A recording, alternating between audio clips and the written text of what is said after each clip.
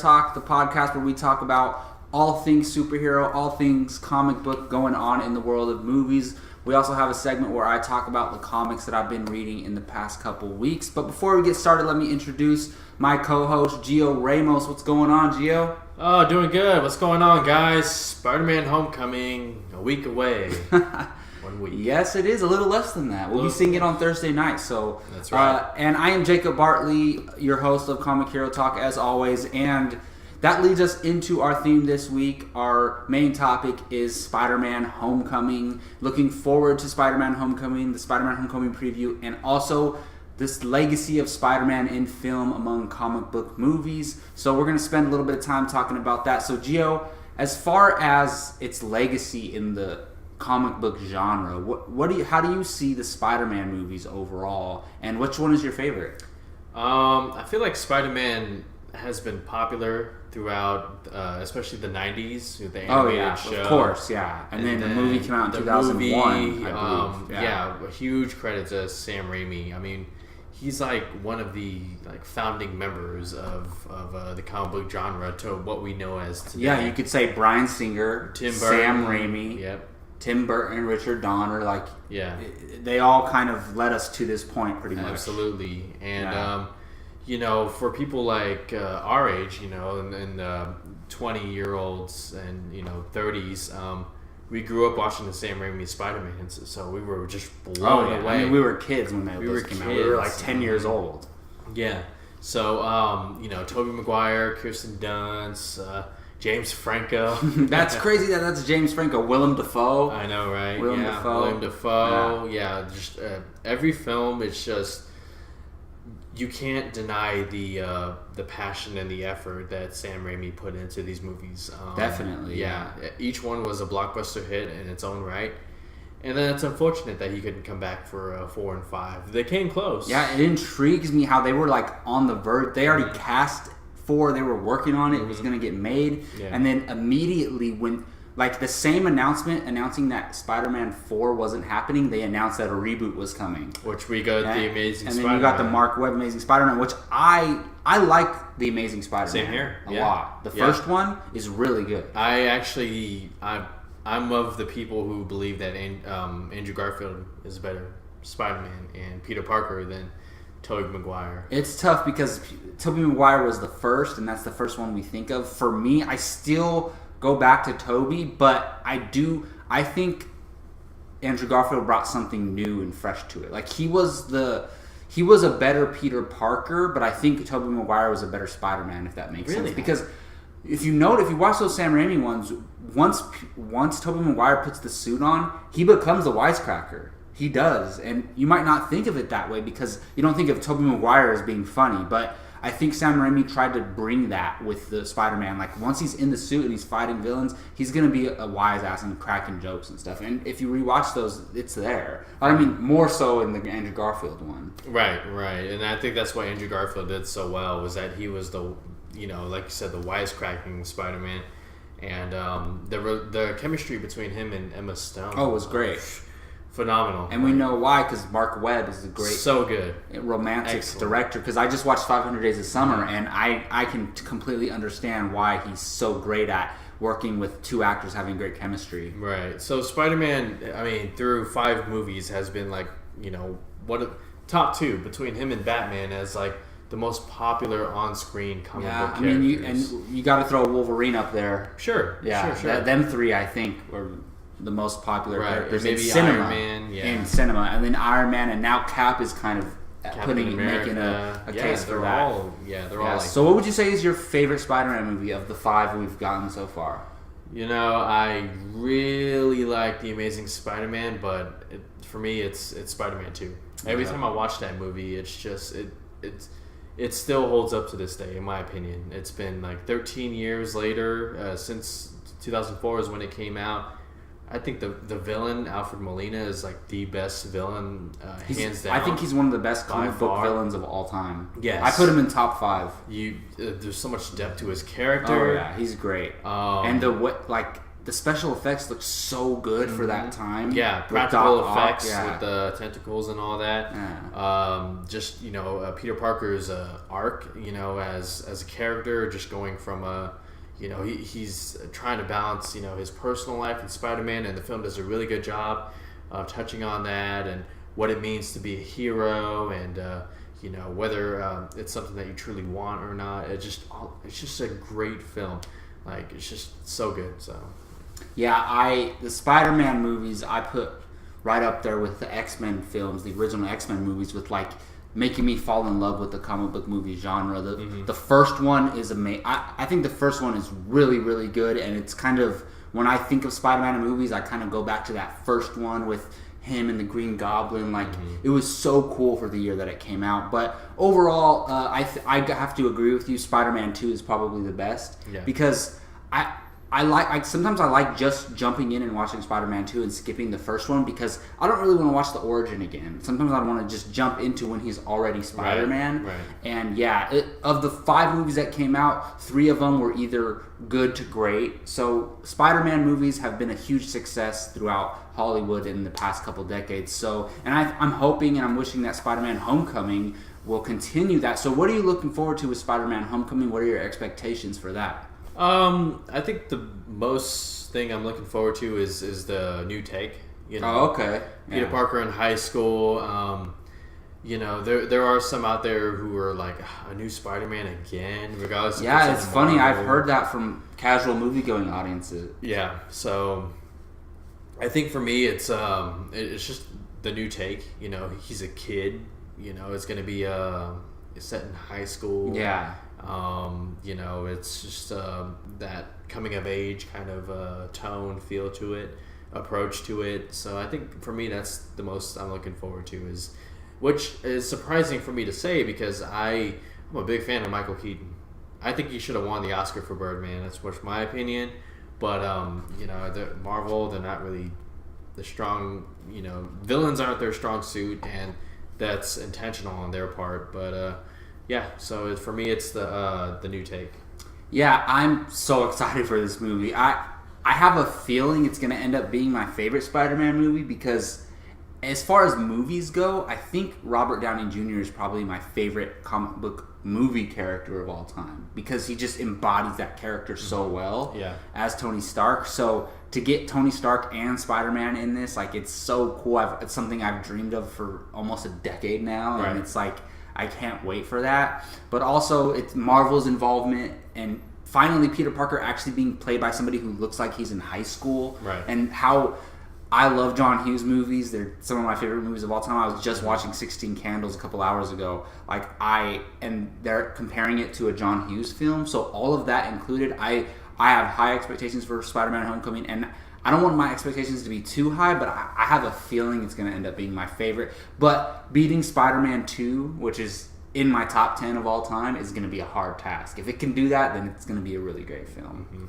All right, well, moving on from that and talking about our main news topics, we will talk about Spider-Man Homecoming a little bit later, but let's jump into our news segment. And first up, we got Patty Jenkins commenting on possibly directing Wonder Woman 2. Now, a lot of people were putting the title of their articles, Patty Jenkins confirmed for Wonder Woman 2, and that wasn't the case. She made some comments in an interview. She was like, I had an epiphany, and I realized that I have this great cast and this great world that I already built, and I have the chance to continue in that, pretty much. That's pretty much the gist of what she said, right? And then everybody ran with it, oh, Patty Jenkins is coming back for Wonder Woman 2, and then she put out a tweet saying that, hey, everybody, thank you for the excitement, but that wasn't a confirmation. I was just, talking about my excitement for the possibility of Wonder Woman 2. So with all of that considered, Gio, what do you take with her comments and the tweet?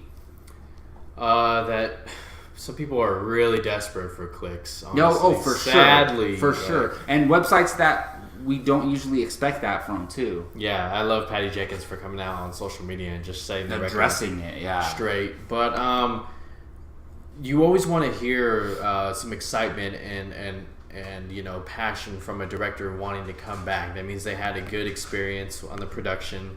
That means that they are truly passionate about the character. it's great that she has some ideas on where she wants to go.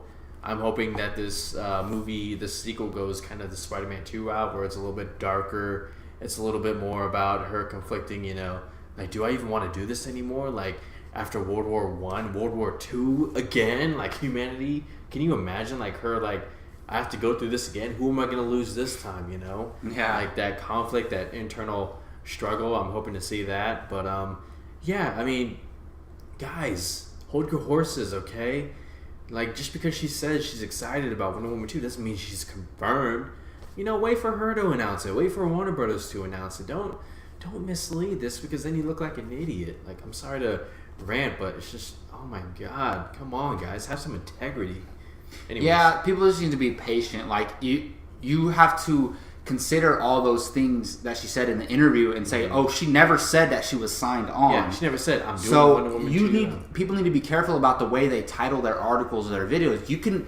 It's all fair game to say, did Patty Jenkins just confirm that she's going to do Wonder Woman 2? Question mark. Sure, that's the difference, right? Not Patty Jenkins on confirmed to be for Wonder Woman 2. See, like, people like me, I click on the website and I see that title, I'm like, oh, and I get excited, and then I click on the article and I'm like, wait a minute, she didn't necessarily confirm that. And that's the problem with, websites and YouTube channels these days. They are desperate for clicks, and you kind of, like, I try to make sure that we label things here at Apocalypse Movies, that we label things with question marks or something like that. Like the whole Venom and the MCU thing, when the Amy Pascal interview came out, the first one with Kevin Feige giving that weird look, I titled my video, "Is Venom confirmed for the MCU?" And I put a question mark. Like, it's as simple as that. It's just how you phrase it all. Right. And I think she's going to be back for sure. There's no way she doesn't direct this.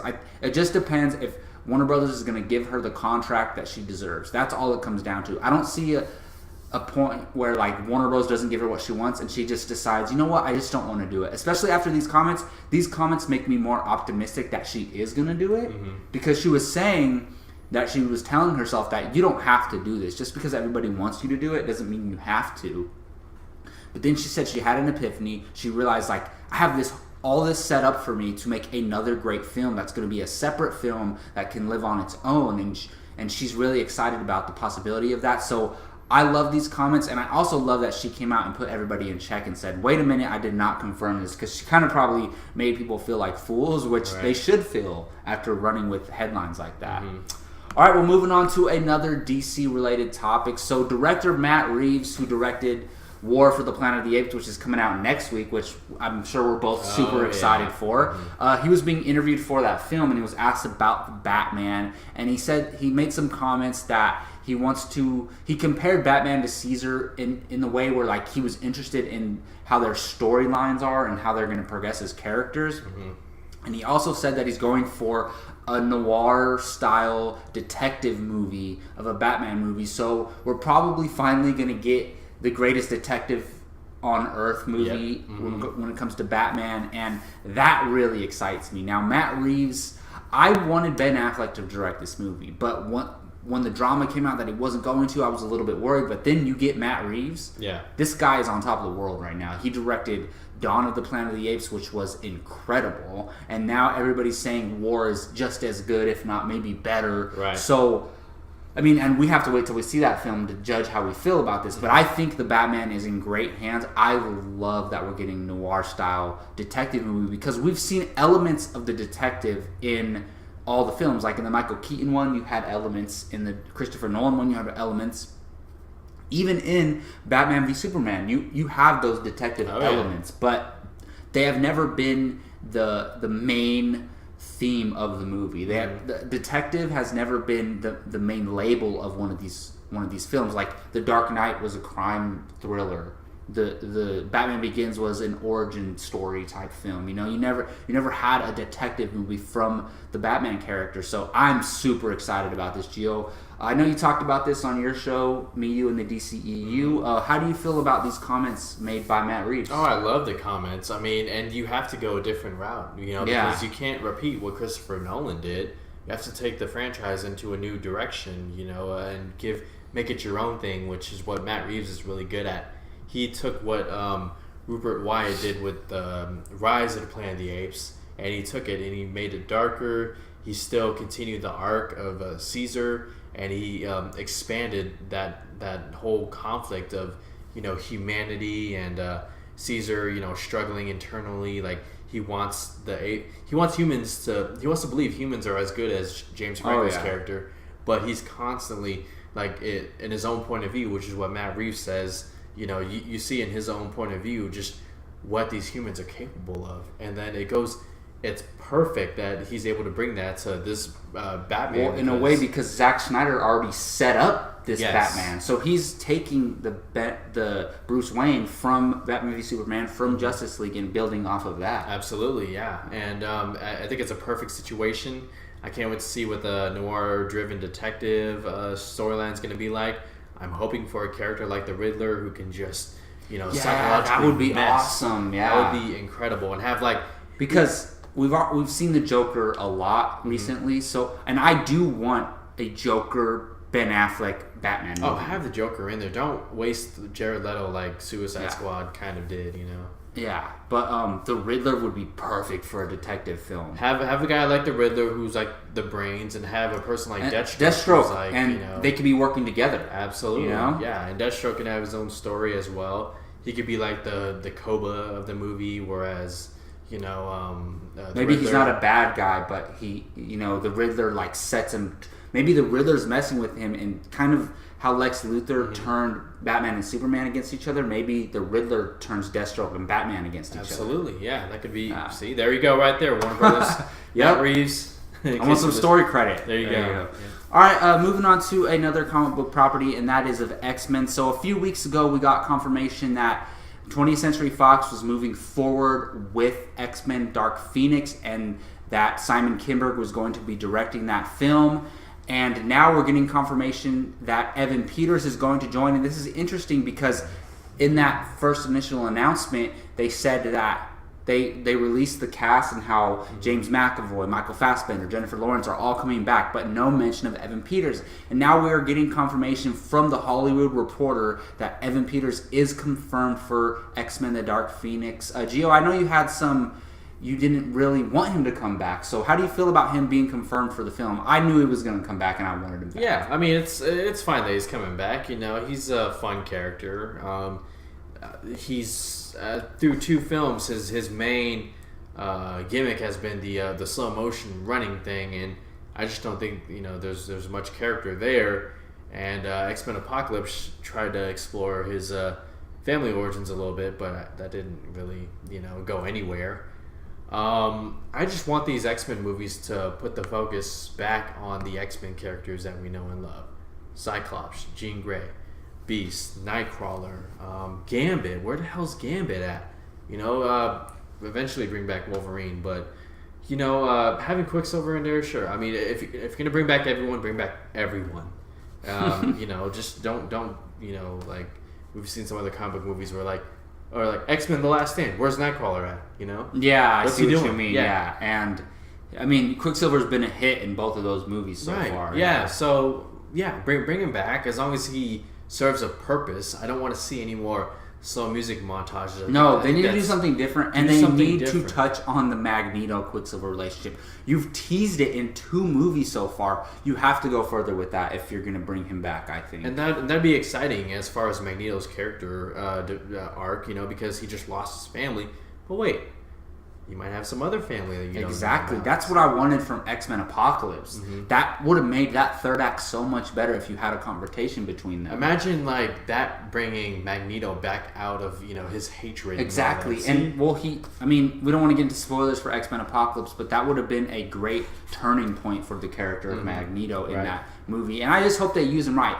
I love Evan Peters as Quicksilver in these X-Men films. In Days of Future Past, he was amazing. Mm-hmm. And it wasn't as exciting in Apocalypse because we saw it already, but I can't help but get a big grin on my face in that moment when that scene starts in the Apocalypse. Like, that movie's kind of boring, honestly. And that scene is fun. When he does a slow motion scene with that music, that scene is one of the best parts of that movie. But you can't do it again necessarily. You can use his speed element for sure. I want to see it in the third act in a big, huge action scene. Like, not with a song playing. Well, we kind of did with Apocalypse. Yeah, but I want to see him. And I had a problem with that. Like, how how is this guy whooping Apocalypse's ass? Like, I think he can, but obviously Apocalypse got him. You know, Sure. like so. Anyways, we're not going to spoil X-Men Apocalypse for you if you haven't seen it, but I'm pretty sure you have. Don't worry, don't waste your time. If you're watching this show. But anyways, I think it's good news overall that Evan Peters is coming back. I think I'd rather have him back than Jennifer Lawrence, 100%. I think anybody would. All right, well, speaking of 20th Century Fox, they recently announced that they have 6 future dates for Marvel movies coming up, and they span from June 7th, 2019 to March 5th, 2021. You have 3 movies in 2020, 2 in 2019, and 1 in 2021. And we don't know what these movies are. We can speculate, but this is just exciting to see. I mean, we've seen this before. I think it was the year that Apocalypse came out. They had Deadpool, Apocalypse, and Gambit fell through. So none of these are going to for sure come out. But looking at this slate, what do you think about that in general, and what do you think some of the possible movies could be? I mean, it's always good to plant flags in a Hollywood for sure landscape of blockbusters and franchises and all that. As far as speculating, I know for sure one's going to be X-Force because they haven't started working on that. One's going to be New Mutants, a sequel. You mean? Have they announced New Mutants is coming out next year? Next year, okay. Yeah. So X-Force, probably Deadpool 3. Yeah, I think Deadpool 3 is a safe bet. I think Gambit's gonna come. I think they're gonna scale it down to a smaller budget. You're gonna get Deadpool. You're gonna get an X-Men team film, another one after Dark Phoenix. Maybe. And what about the elephant in the room? The Fantastic Four reboot possibility. I mean, I could see that probably coming March 5th, 2021. The last one, right? Because it came out in 2015. Yes, and you need that's 6 years. That's 6 years. That's a good amount of time to try to reboot it because they have to have a movie in production. If they don't, the rights revert back to Marvel. Right. So I mean, it's as for the other ones, I don't know. Maybe a Wolverine reboot. Who knows? Yeah, I think Deadpool 3 is for sure. Okay. Is one of those because Deadpool 2 comes out in 2018. So if you're keeping that same thing, you're going to want to put it out in 2020. So I could see the June 26th release date being Deadpool or maybe March 13th. Who knows? I think X-Men proper is for sure. I think they don't know what these movies are going to be yet. If New Mutants is a hit, definitely a sequel. Definitely X-Force. I think X-Force is for sure one of those. I think they're keeping the possibility open for a Fantastic Four. And there's rumors going around that they're going to focus on the kids of Sue and her husband. I don't necessarily want that. Just give it back to Marvel. Yeah, they're going to... This is the one time I'm saying, give it back to Marvel. Just, oh my God. Yeah, I just want a proper, legit Fantastic Four film. I want the Reed Richards and Sue Storm, Johnny Storm, and Ben Grimm, the Thing. I want the main cast. Maybe in a sequel or a trilogy, bring the kids in. But Reed Richards with Tony Stark with Bruce Banner. Yes, just like, yes. Boom. I definitely do want to see that, but we'll see. Maybe Fox is going to be stubborn and hold on to those rights for a little bit longer. Mm-hmm. All right, so our next story does tie into Spider-Man Homecoming, and there's been this huge drama going on the past couple of weeks where you had that interview with Amy Pascal and Kevin Feige, and then you had all these comments. Every day it seemed like there was a new update with this, and it kept going back and forth. Is Venom and Black Cat and Silver Sable and the Spider-Man spin-off films taking place in the same world as Spider-Man Homecoming and Peter Parker, played by Tom Holland, which does take place in the MCU? So if they take place in the same world as Tom Holland's Peter Parker, they take place in the MCU. It has to be the case. So the final word basically is that Amy Pascal said that they take place in the same reality, but you're not necessarily going to see them interact. And then Kevin Feige said that's the perfect answer. That was his response. And then Tom Holland came and said, oh, unfortunately, I don't think I'm going to interact with Venom. I would love to, but who knows, maybe in the future. So with all of this drama going on, all of this considered, Gio, what do you think about this? Do you think we're ever going to see Venom in the MCU? And do you want Venom in the MCU?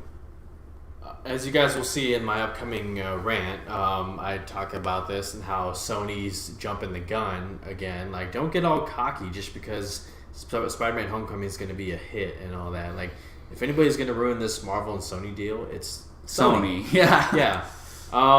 And honestly, it frustrated me because it's like, say one thing or another. It's just, I don't know. I don't want to see Venom in the MCU only because then it kind of waters down the Venom and Carnage thing, because you can't have an R-rated Carnage in the MCU. I think they're going to make that movie before we ever get confirmation that it's in the MCU. See, I don't want them to announce, all right, Venom takes place in the MCU, and then make that movie, because they're handcuffed.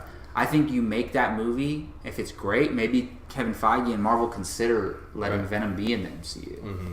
Yeah, so I don't know. It's just, it's frustrating to hear as a fan, you just, or as a casual moviegoer who just, wants to, I wonder what's up with this Venom movie. Oh, it's going to be in the MCU, then a day later. Nobody knows for sure. Like, it keeps changing every day. It's frustrating, so that's all I'll say. Bottom line, it's annoying as hell checking the movie sites every day and getting a new update. He's in the MCU. He's not. And, like, that interview came out, and it seemed like he was, and then Kevin Feige said no, and then Amy Pascal says they're in the same reality, and Kevin Feige says that's the perfect answer. So, I feel even Kevin Feige is, like, bullshitting with the fans, It's like, let's just get this clear, like, if it is the case to where, like, we're going to wait and see how the Venom movie does, I mean, let people know that. Like, stop having the fans speculate and guess, because it's kind of just like, this is one of those stories that is just bad for movie news in general, I think, because nobody knows what the real even now, it still doesn't make sense. What does that mean that they're in the same reality, but you're not going to see them cross paths? Does that mean they're in the MCU or not? Like, nobody knows, and I want Venom to be in the MCU, bottom line, because Tom Hardy in the MCU?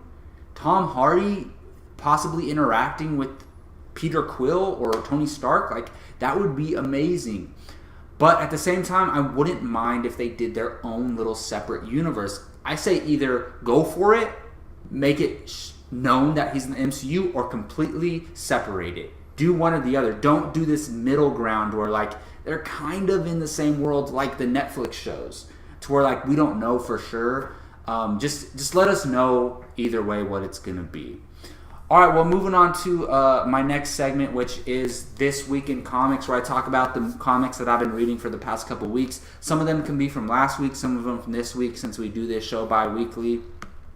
And real quick, I'm going to run through the comics, list the comics that I've read, and then I'm going to talk about some of the ones that stood out to me, whether that's good or bad. I read Peter Parker, The Spectacular Spider-Man #1, Darth Vader #2, Darth Maul #4, Harley Quinn #22, Mighty Morphin Power Rangers #16, The Mighty Captain Marvel #6, Secret Empire #5, and Wonder Woman #25. Right off the bat, out of all of the comics that I've read in the past couple weeks, my favorite one is Darth Maul #4. This Darth Maul story is amazing. So it takes place right before The Phantom Menace, before the introduction of Darth Maul in cinema, and he's going against Emperor Palpatine's word, and he's going to hunt down a Padawan who's being sold on this outer world, and he captures her, and by this fourth issue he has her, but they're kind of arguing. He wants to keep her alive so he can kill her,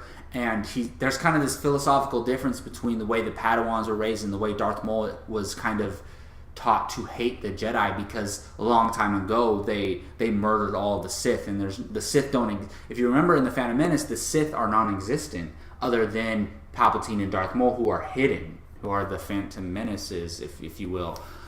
So to see this, I love that you get to see what's going on in Darth Maul's head. I love that you get to see him interact with a Jedi Padawan who kind of, like, opens up his idea to, like, maybe all these Jedi aren't so bad, but she's still a Jedi. I'm gonna kill her. Like, he's still a monster. He still has this anger inside of him, and he wants to kill. But these comics kind of humanize him, and you get to see what's going on inside of Darth Maul's head. So I really, really like that. I really like Darth Vader #2.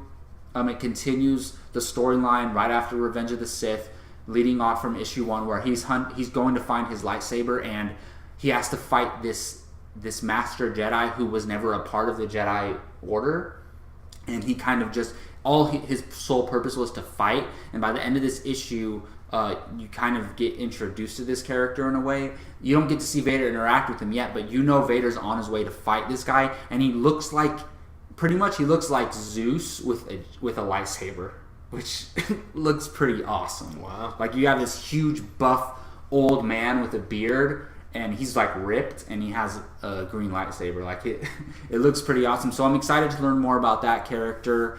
I enjoy Harley Quinn and Wonder Woman a lot, and Mighty Captain Marvel, but nothing that stands out too big for me to mention those.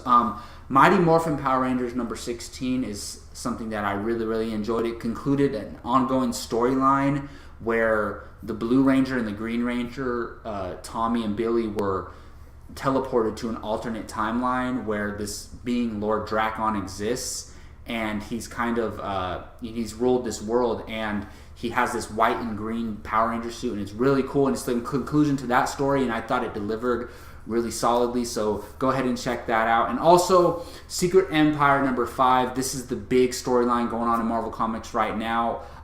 When Secret Empire first started, I thought it was amazing. Some of the best stuff I read in comics in a while. The first couple issues, but it's kind of falling off for me a little bit. I still really enjoy it.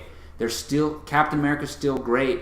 Everything's going on. It's large in scale. Pretty much every character in the Marvel Comics universe is involved. There's a huge Black Widow storyline in there, which I'm loving. It's making me really like Black Widow as a comic book character. But overall, it's playing a game with the reader, like, oh, what's really going on? And it's confusing. It doesn't really make any sense. And sure, they're going to explain it eventually, but currently I don't necessarily love what's going on with this comic run, but I'm still going to read it and continue reading it. And well, that's going to do it for my comic book segment. Let me know in the comment section what you thought about these comics, and what stands out to you. What have you read? Let me know in the comment section. And coming up, we're going to cut to Gio's comic book movie rant, where he takes a subject in the world of comic book movies and he rants on that, and maybe introduce this. What are you talking about, and what are they going to get in your rant this week? So this rant is called "The State of Marvel-Sony Relations," and it has everything about that interview that most of you have seen, and the danger that Sony could be putting their landmark deal with Marvel in. So check it out. Yeah, you shot this a couple days ago, right? A couple days ago. All right, let's cut to that video right now. All right, guys, welcome to the Comic Hero Talk, Gio's rant. We're trying to figure out a name for this, but this is where I talk about the state of Marvel and Sony relations. You guys probably have heard, but recently Kevin Feige and Amy Pascal, there's been some confusion about whether Venom is going to be in the MCU, whether or not the black and white, or silver and black, Black Cat and Silver Sable. If that movie's also going to be in the MCU, we've heard conflicting reports. Initially, Amy Pascal, right in front of Kevin Feige, just said, oh, this is all taking place in the MCU, and Kevin Feige's like, what the hell are you talking about? and then Kevin Feige came out later on and clarified that there is a possibility that it will happen. He didn't confirm what Amy Pascal seemed to have, been so confident about. Mm-hmm. And then Amy Pascal comes out recently and says, to clarify, Venom and all these other characters, they're in the Marvel Comics universe. Amy Pascal is also the same person in 2014 when Amazing Spider-Man 2 was just about to come out. She said, Spider-Man will never be a part of the Marvel universe. That is our bread and butter. It's not going to happen. It's our crown jewel. We have a Spidey Summit coming up, and we're going to discuss everything Spider-Man. Yeah, how did that work out? I'm looking at that camera right there. Okay, so anyways, look, Amy, Sony, you guys need to understand that Marvel is doing you guys a favor, okay? They had plans with Civil War to focus on Black Panther just in case Spider-Man wasn't going to be, a part of the landmark deal that happened a few years back. But Marvel was playing nice, and they obviously want the Spider-Man character in the MCU. We have Spider-Man Homecoming 2, we'll call it that for now, and confirmed appearances in the upcoming, at least the next 2 Avengers movies, for sure Infinity War. But if you guys keep doing what it looks like you guys are doing, which is kind of, putting other plans in motion and not following through with what Marvel and you guys have, talked about, be careful, because Marvel, in my opinion, they can easily find a way. They always have a plan B, a contingency plan. They always think ahead, 2 steps ahead. Well, and just, I don't want to interrupt, go ahead, keep going. What has been going on over the past 2 weeks, like you're saying, that Marvel always thinks ahead, they always have a plan. Yeah. If in fact it is true, Peter Parker's been in this universe for years. Yes. Because apparently he has been confirmed in Iron Man 2, the little kid with the helmet that Tony saved. Mm-hmm. And if that's true, it's a perfect example of saying, hey, Marvel knows what they're doing, they have plans years in and ahead. Mm-hmm.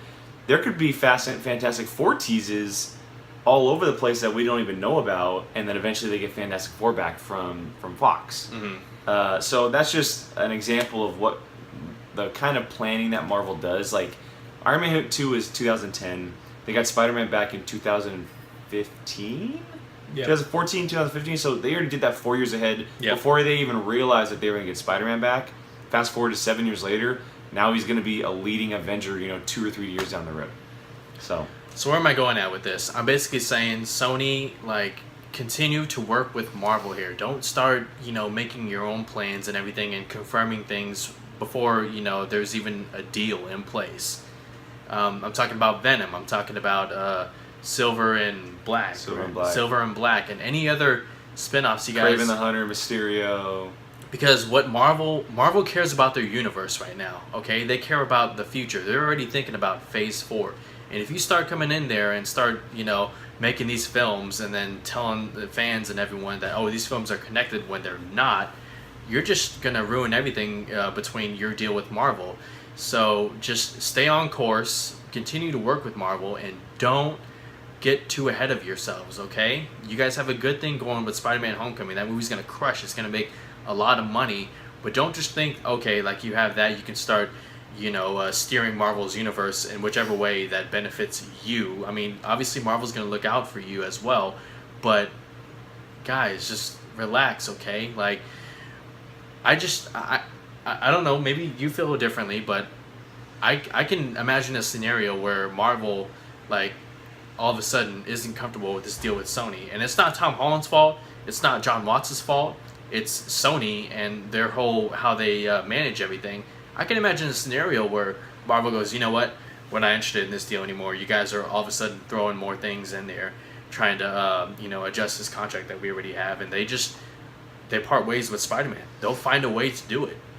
Can you see, obviously it may not happen, but can you see a scenario where Marvel kind of does that, where they... yeah, it's highly possible, because we've seen it in the past with Spider-Man 3 and the Amazing Spider-Man 2. Sony likes to jumpstart their universe within one movie. Absolutely. Before the movie even comes out. And they actually already jumpstarted their universe without even releasing a movie. Right. Venom, Silver and Black, Mysterio, Kraven the Hunter, saying that all these movies are going to take place in the Marvel Cinematic Universe and then backtracking on it. Yeah. They're already getting it too ahead of themselves. But to backtrack a little bit, yeah. And I've said this for a while now, and it's just kind of, all the Spider-Man news has been coming out Spider-Man's the sequel, which will probably end up, you can call it Spider-Man Junior Prom.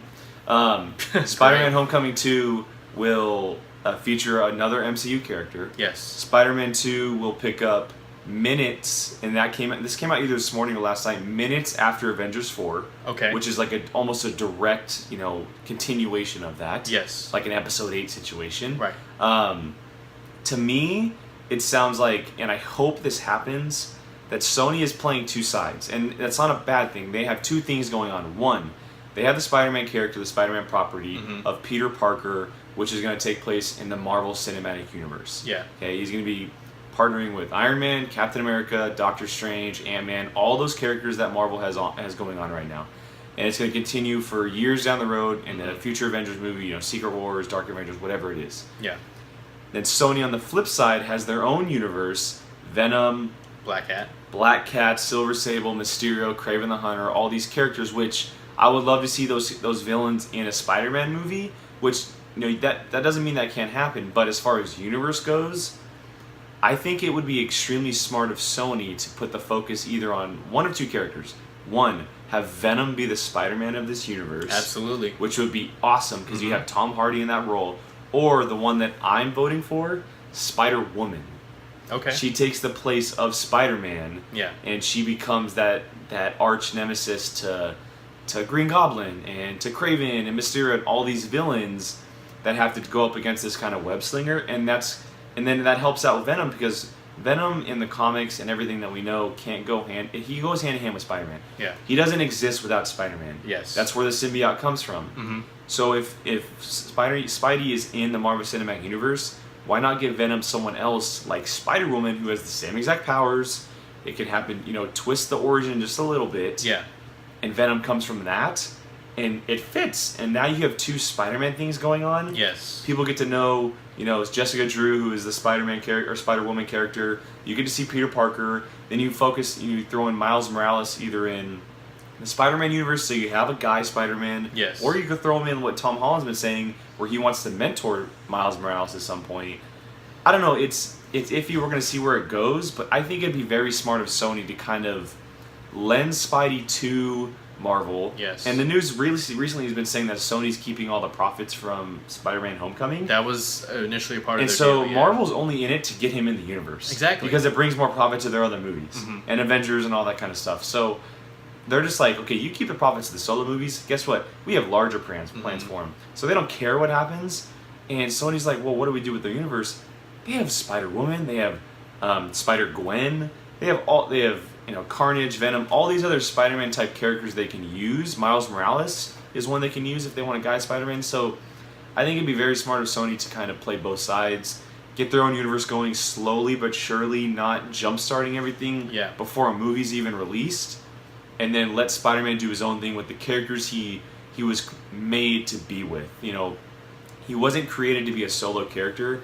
He was created in the early 60s to interact with these characters. Yes. To be a teenage superhero who learned from Iron Man, Captain America, Doctor Strange, all these characters. Let him do that in the Marvel Cinematic Universe rather than just battling all these villains like every other superhero. Yeah. He's not every other superhero. He's a teenager. Yeah. Who's still learning. He's a kid. Exactly. So I think Sony, hopefully they learn their lesson, but from everything that's kind of been going on, it looks like they just kind of want to get their own universe started because they see what DC's doing. Obviously, Marvel, Fox with X-Men for for 2 decades. So, I don't know. It's going to be an iffy question. Hopefully, Spider-Man, and from what we've heard, Spider-Man Homecoming is kind of the movie that we've been waiting for. Yeah. And so, hopefully, they're like, oh, wow, Marvel knows what they're doing. Let's keep doing that because it brings in money for us. It makes good Spider-Man movies. And so, yeah, it's all up in the air. We'll see in the coming months like what's going to be announced after Homecoming. Because that's usually what happens. Everything kind of drops once the movie is released and becomes official.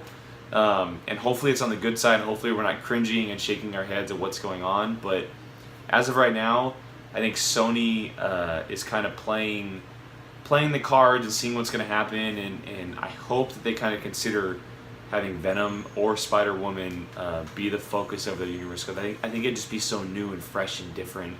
Especially with the whole women in movie thing going on right now and women heroes kind of being the focus lately. I think it'd be a very cool move for them. Yeah, so look, bottom line, Sony, not to quote LeVar Ball, but stay in your lane, okay? Stay in your lane. And you're a Celtics fan. And don't ruin this. But I'm just as big as a Celtics fan as I am of this Marvel and Sony and studios working together. I think it's great for the genre, and I think it can lead to better things. Well, and Homecoming, if it is what everyone's saying, Homecoming shows that two studios can work together. Yeah. Now we'll never know how much percentage Marvel has worked or how much percentage Sony has. The thought is that Marvel's creatively Sony's profit value, and so we'll never know exactly. But it shows that two studios who were bickering for years over a character can come and work together. So. Yeah. And if anybody's going to screw this up, it's you, Sony. So hopefully not. That's it for the Comic Hero Talk, Rant, State of Marvel Sony Relations. All right, well, there you go for Gio's Rant of the Week, and that is going to conclude Comic Hero Talk this week. I want to thank Gio Ramos for joining me, joining me today. I appreciate it. Such a pleasure every time. You guys can find me on Twitter at GeoDude90. Check out apocalypsmovies.com. Check out the YouTube channel. Subscribe, like, comment, dislike, whatever you want to do. Well, you did that for me. And also check out his show, Meet You in the DCEU. You can find it on YouTube. Go check it out. It's really awesome. He's really passionate about DC films and the current universe that's going on. There's any DC posters up I know, here, right? man. I'm sorry. I don't want to open my Wonder Woman poster yet, man. I'm saving it to get it framed. Marvel, Power Rangers, most important. Power Rangers. All right, and I am your host, Jacob Bartley. You can find me on Twitter at @JacobBartley_, of course, on this YouTube channel. And do all that stuff Gio said. Subscribe, like, comment. We really do appreciate it. Thanks again for watching. Until next time, take care.